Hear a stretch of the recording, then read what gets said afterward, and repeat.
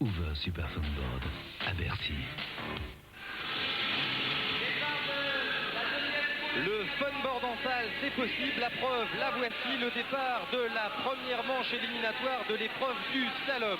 Dans quelques instants, vous allez voir évoluer sur ce bassin de 70 mètres de long, sur 30 mètres de large, tous les meilleurs funboarders professionnels du monde. La lutte promet d'être chaude dans toutes ces poules de 4 concurrents, où les 2 premiers se qualifient pour le tour suivant. Le 3e va en repêchage et le 4e est éliminé. Beaucoup de vedettes, je vous le disais, avec notamment Robin Nash, l'Hawaïen, 5 fois champion du monde, Björn Deutgerbeck, l'actuel champion en titre, et les Français Robert Territeo et Éric Thiémet, qui sont parmi les favoris. Chez les dames, vous pourrez admirer la technique de Nathalie Simon, 5 titres mondiaux elle aussi, la puissance de Britt Deutgerbeck et la grâce de Nathalie Simon. Au programme également une épreuve de saut qui devrait constituer un superbe spectacle si les concurrents, qui sont aussi des acrobates, réalisent les loopings qu'ils réussissent d'ordinaire sans problème sur les vagues. Une dernière précision avant de vous quitter quelques minutes.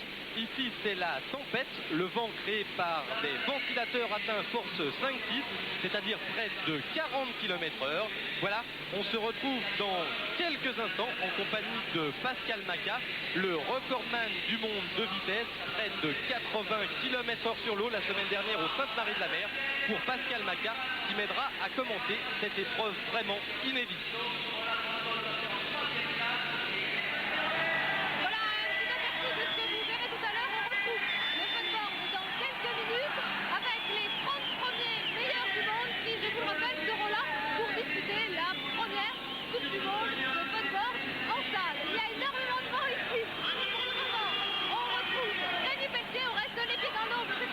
Avec du vrai soleil et du vrai vent au-dessus de la tête, Rémi est à Puerta del Este.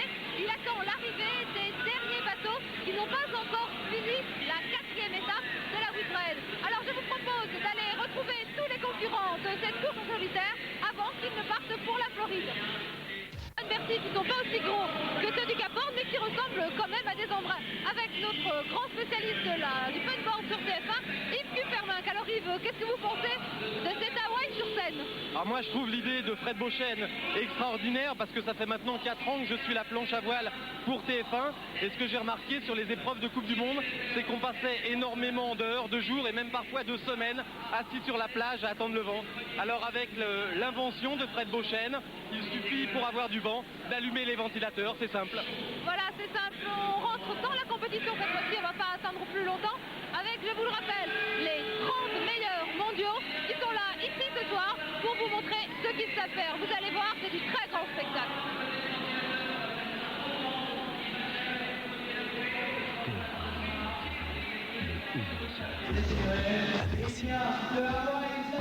Avec une trentaine de sports différents en 6 ans, Bercy croyait avoir tout vu.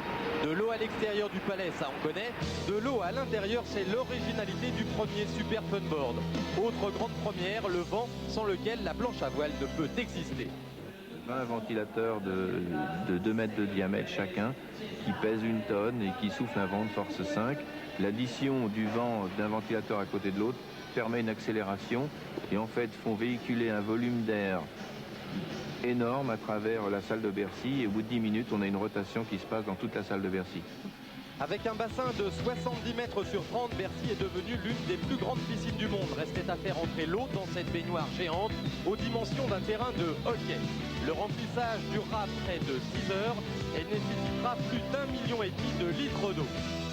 Ça y est, la première planche va pouvoir s'élancer sur un plan d'eau qui n'a rien à voir avec les spots habituellement utilisés en funboard. Les principaux problèmes que vont rencontrer les véliplanchistes et que nous sommes en train d'étudier en ce moment, c'est avant toute chose le choix des voiles parce qu'il faut à la fois aller vite mais être très manœuvrable. Évidemment, le choix des planches, comme la distance est courte, il faut beaucoup de volume pour que la planche, à la sortie du virage, ne soit pas enfoncée sur son aileron et puisse repartir rapidement. Alors on rentre tout de suite dans le vif du sujet avec la 5e poule qualificative. Une poule qu'on n'a pas choisie au hasard puisque dans cette poule il y a bien sûr le roi Robin Nash.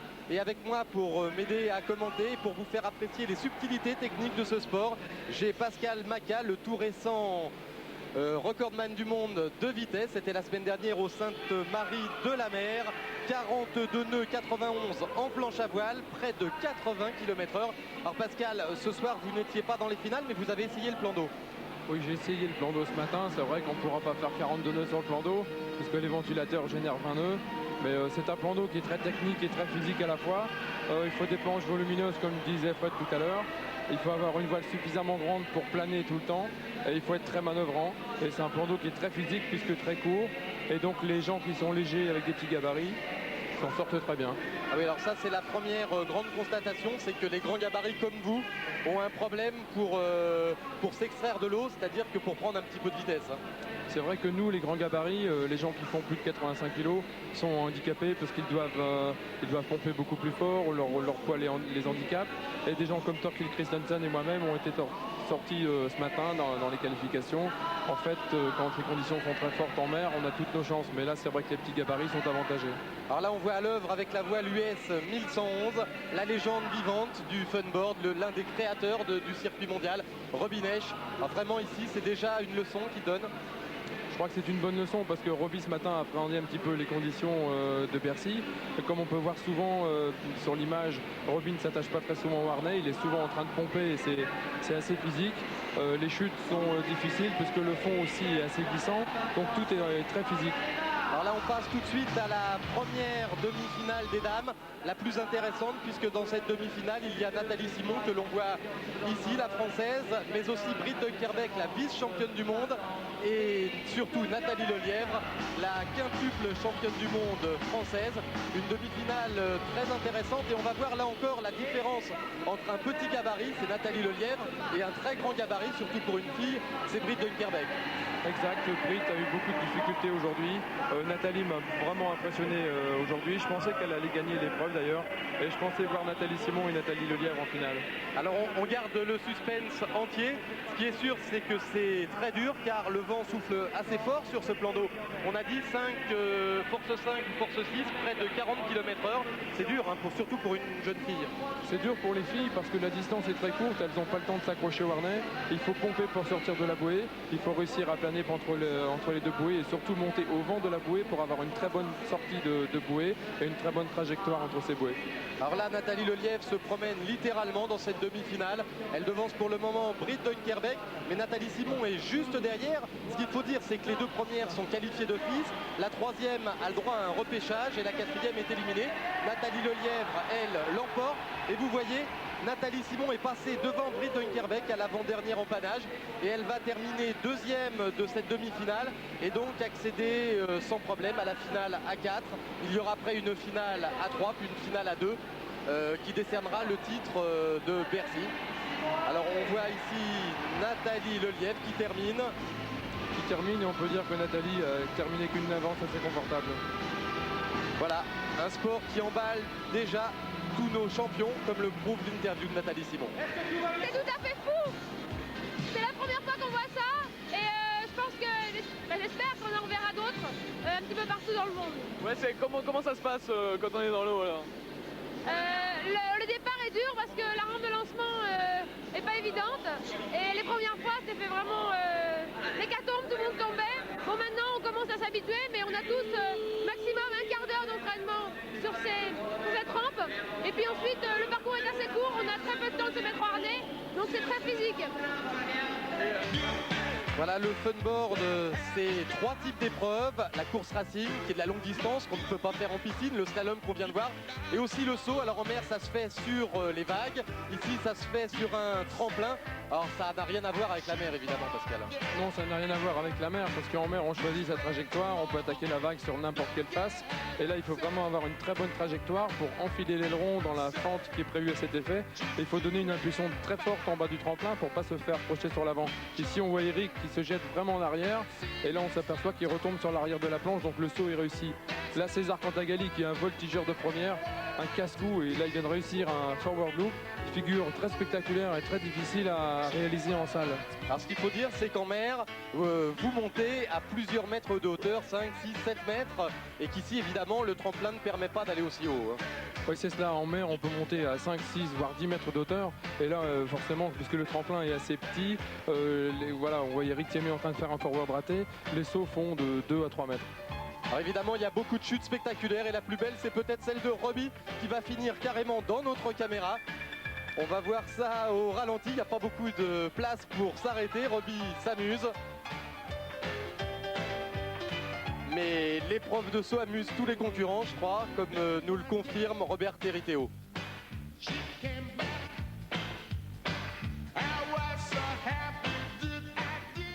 C'est tout nouveau pour nous et on est quand même assez surpris puisque bon, on ne pensait pas que ça allait marcher. En fin de compte, ça marche très bien et je crois qu'il y aura un bon futur, quoi, puisque bon, je crois que le seul problème c'est que le plan d'eau est un peu court, je trouve. Je pense qu'il faudrait 40 mètres de plus et on pourrait faire des front loops sans avoir besoin de ce tremplin là.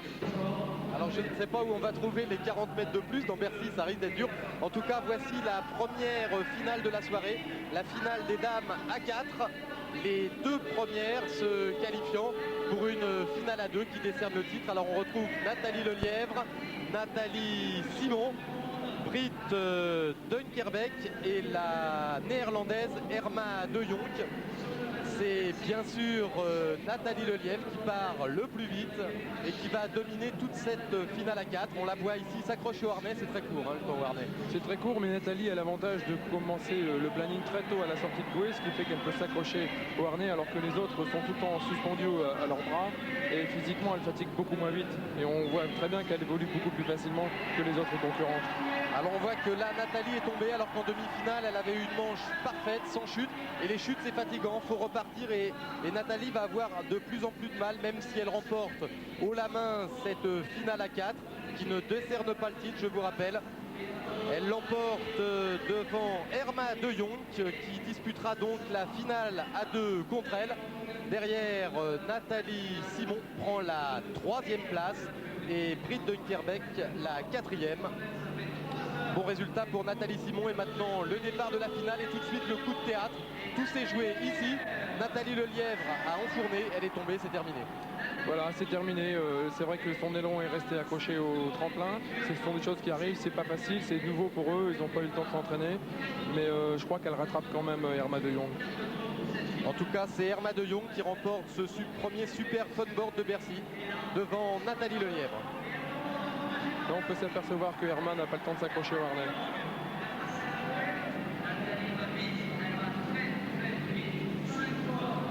Voilà, Nathalie revient mais ne pourra jamais rattraper Irma. Ce genre de course. Ouais, c'est super de courir avec le public comme ça, c'est carrément génial et ça fait vraiment plaisir d'être soutenu par le public.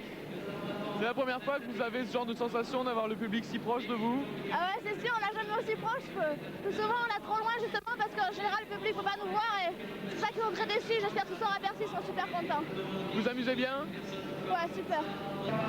Et oui, tout le monde s'amuse et là, on se retrouve dans la première des finales messieurs, la finale à 4 avec Robin Nash, Luc Hargrave, un Australien, Eric Thiémé, le Français et Mathias Holmberg, le Suédois.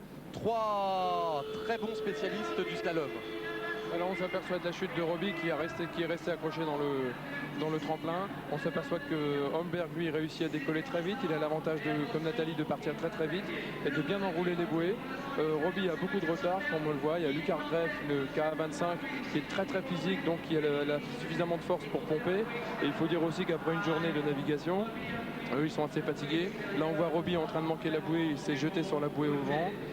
En train de repartir, Mathias Holmberg avec une avance relativement confortable qui est toujours au planning, on s'aperçoit qu'il n'utilise pas le harnais, donc c'est assez physique. Et Robbie qui a beaucoup de retard, mais attention, il ne faut pas se fier aux apparences, avec Robbie tout est possible. Avec Robbie tout est possible parce que je l'ai vu tellement de fois très loin derrière et rattrapé, et je crois que tant que le premier n'a pas passé la ligne, rien n'est joué.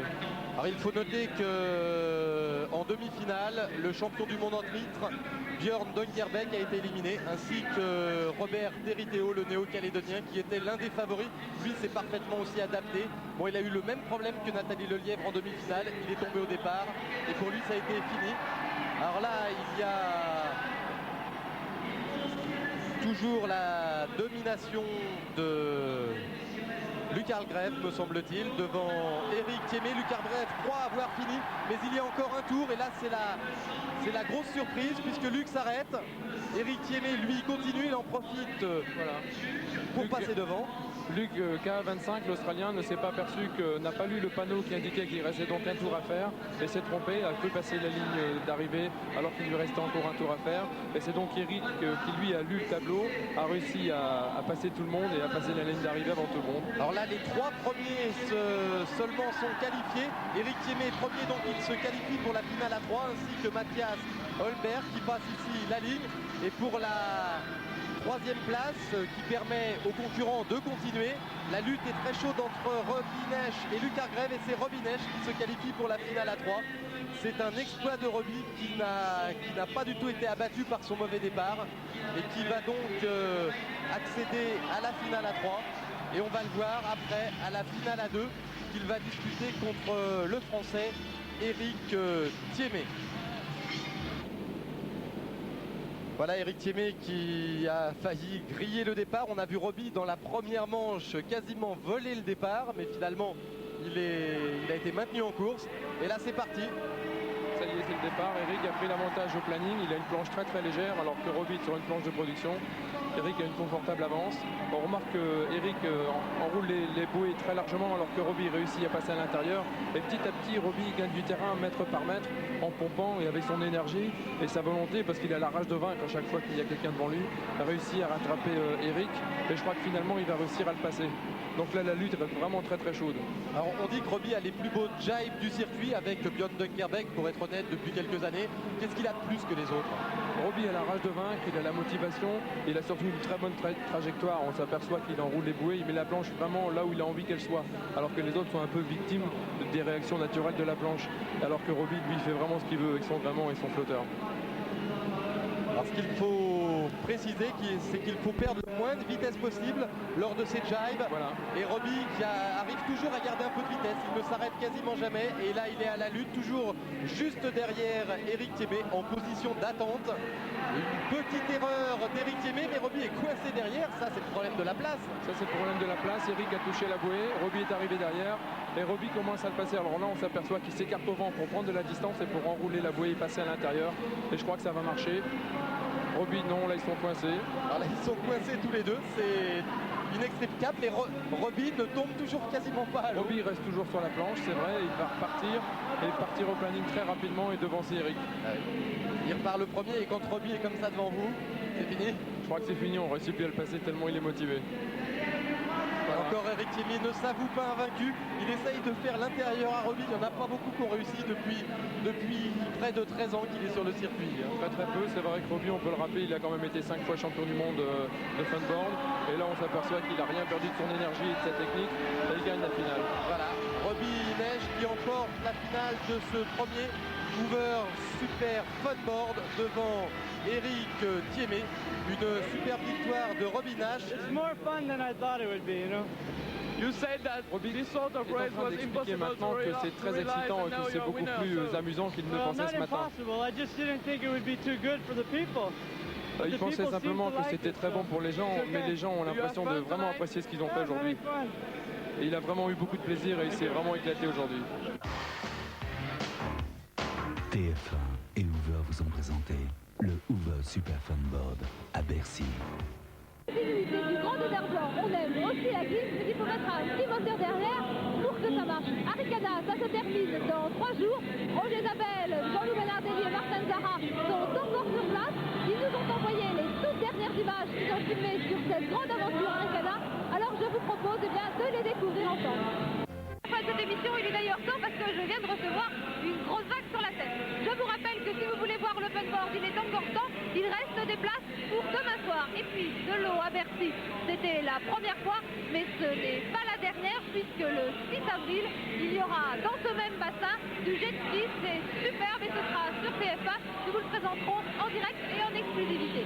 On se retrouve la semaine prochaine, toujours à Bercy, pour du jumping.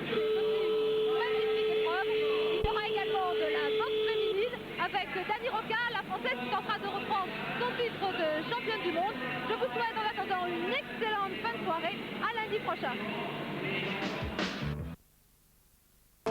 Lorsqu'il y a quelques mois, Fred Beauchesne a lancé l'idée folle du funboard en salle, tout le monde ou presque était sceptique. Pas facile en effet d'installer à Bercy l'eau et surtout le vent nécessaire à la pratique de la planche à voile.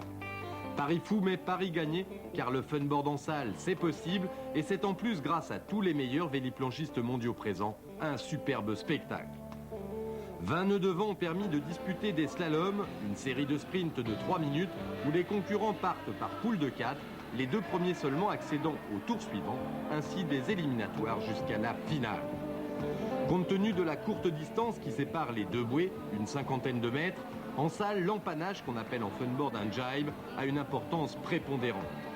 Dans cet exercice très technique, vous pouvez admirer ici les 2 meilleurs, Robert Territeo et Robin Esch. Le Français et l'Américain remportent chacun une victoire. Ils ont fait le spectacle en s'adaptant parfaitement aux conditions particulières de Bercy.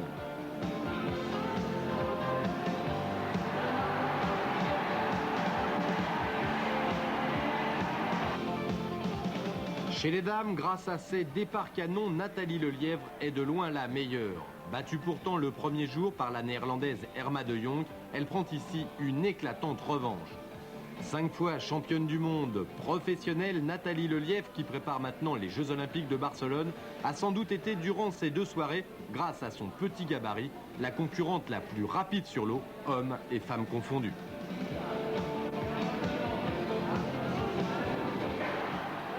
Temps fort de ce premier Super Funboard, la finale du slalom masculin qui oppose ici 2 Français.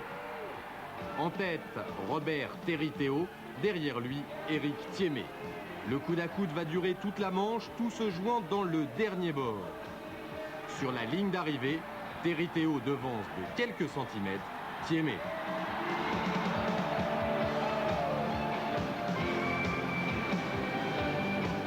En mer, les vagues permettent aux funboarders de réaliser d'étonnantes acrobaties. À Bercy, pas de vagues, mais un tremplin pour une épreuve de saut très originale, même si elle ne donne qu'un aperçu du talent de tous ces champions.